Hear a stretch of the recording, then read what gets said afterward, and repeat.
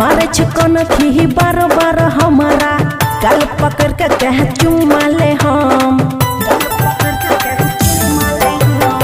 सोच के गलो जाहि माला पे हम गल पकड़ के कह चुमा ले हम मारे छकन थी बार बार हमारा लागे छे देखै में छै बेशरम दोनों हाथ लेके छोरा और हनी के खींचे साला कैमरा वाला फोटो खाली ढोरिए के खींचे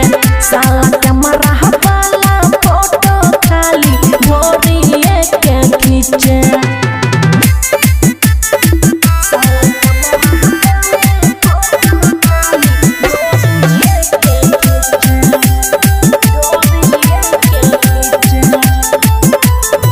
मरवा पे छै बैठल बगुआ के आदत निक नहीं अमन बबुआ के हमरा है नया मशीन अब न ले आहा के सीन मरवा पे छै बैठल बगुआ के आदत निक नहीं अमन बबुआ के हमरा है नया मशीन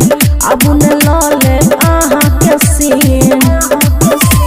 खुशिया बब के कोहे छोरा सब आबो तनी नीचे साला कैमरा वाला फोटो खाली ढोरिए के खींचे साला कैमरा वाला फोटो खाली ढोरिए के खींचे। खुशी रिकॉर्डिंग स्टूडियो बलुआहा।